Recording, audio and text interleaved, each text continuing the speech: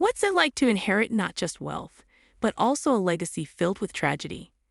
Athina Onassis, born on January 29, 1985, in Paris, carries the weight of her family's incredible fortune and the shadow of its darkest secrets. From her legendary grandfather, Aristotle Onassis, the Greek shipping magnate, to the family dramas that shaped their history, Athina's life has been marked by both grandeur and misfortune. But for her, inheriting this immense wealth was no blessing. It became a heavy burden. The Onassis curse, which plagued each generation, seemed to follow her. Her grandmother, after whom she was named, died at 45. Her uncle Alexander tragically died in a plane crash at just 24. A year later, in 1974, Aristotle, devastated by the loss of his son, passed away. And then, her mother, Christina Onassis, met an untimely and mysterious death under unclear circumstances. So, what's become of Athina? Can she break free from the family's legacy of tragedy and find her own happiness?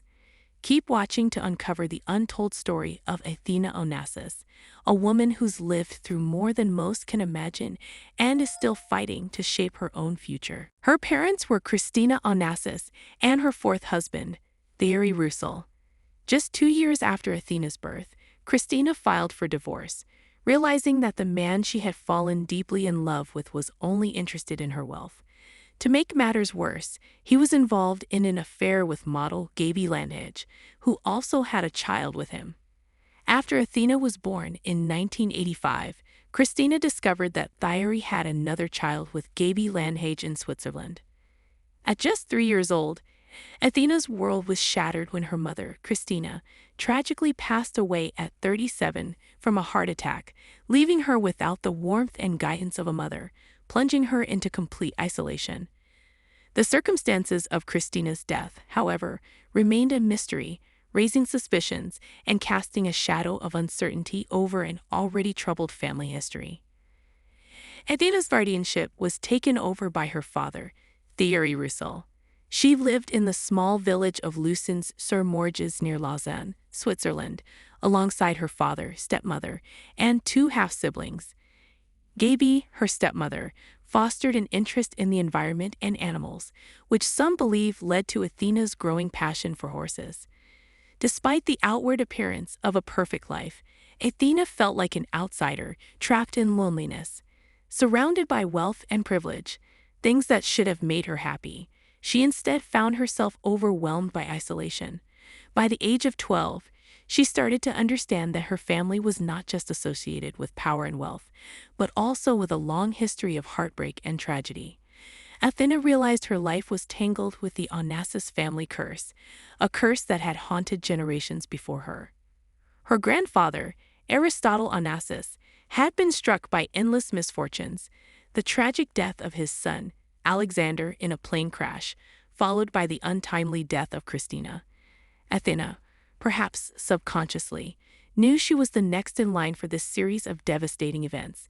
The heavy burden of the Onassis curse hung over her, its shadow following her every step, leaving her with no escape. Athina Onassis was one of the wealthiest children in the world, inheriting both her mother's estate and 55% of her grandfather Aristotle's fortune. Christina Onassis had trusted a group of 5 people to manage her estate, one of whom was Thierry Roussel. However, Roussel broke the terms of the will, and many believe he played a key role in driving Athina to separate herself from everything related to Greece. As Dimitris Limberopoulos noted in May 2016, he raised her in fear, making her believe her life was in danger from the Greeks. When Athina was just 14, Thierry took her to a Swiss court to sign documents declaring that she had a deep aversion to anything Greek, despite knowing that her mother, grandfather, and her entire inheritance came from Greece. Roussel also didn't hesitate when he sold the iconic Scorpios Island in 2013 to Russian billionaire Dmitry Rybolovlev.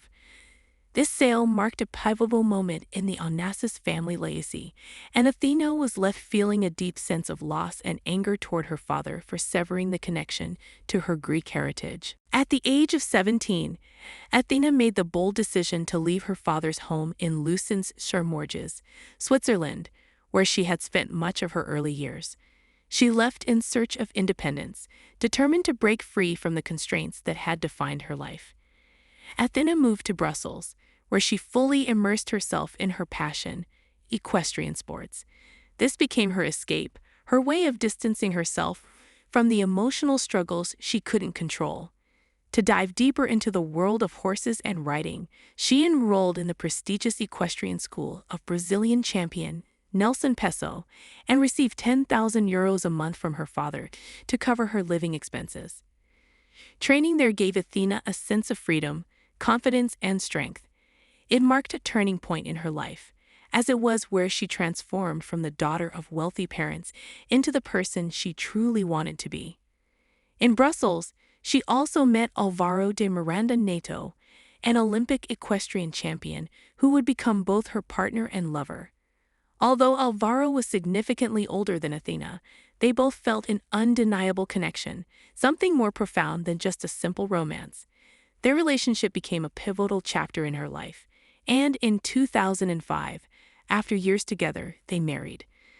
Despite some friction with Álvaro's family, particularly with his ex-wife, actress and model Sibylle Lorca, Athena felt she had finally found the happiness she'd been searching for. However, tragedy still loomed over her. Just after their wedding in 2011, Sibylle, Álvaro's former wife, tragically took her own life, leaving behind a note stating she couldn't live without her one true love. This heartbreaking event was a heavy blow for Athena, who, despite her resilience, felt the weight of yet another tragedy in a life that seemed to be full of them.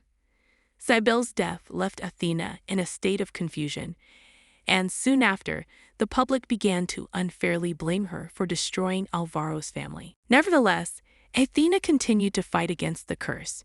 She turned to charity, supported the Onassis Foundation, and remained actively involved in the equestrian world. She became a sponsor for major tournaments and kept training, despite all the tragic events that had unfolded in her life. But in 2016, everything turned upside down.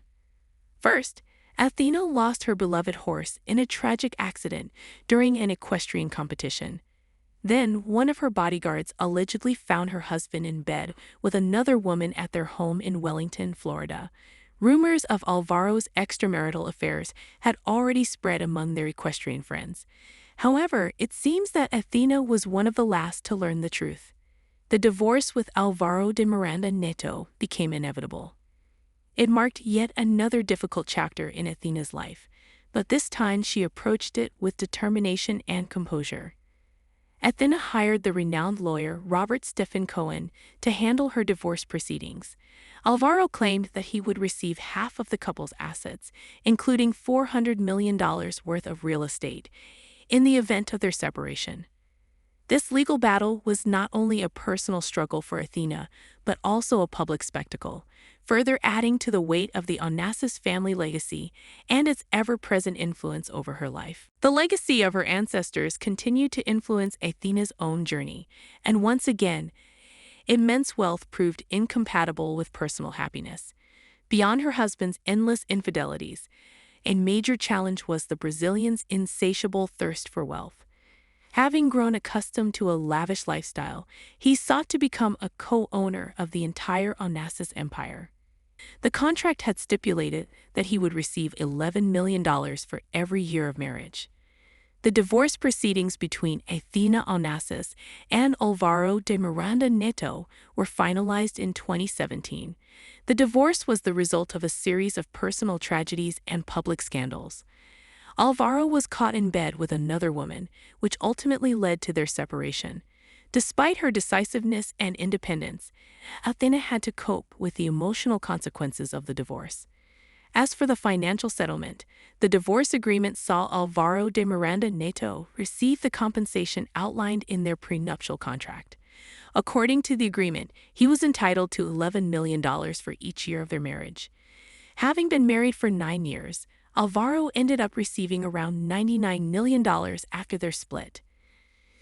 In September 2018, Alvaro remarried Denise Severo, with whom he had 2 children, Dadinha and Julius Severo de Miranda.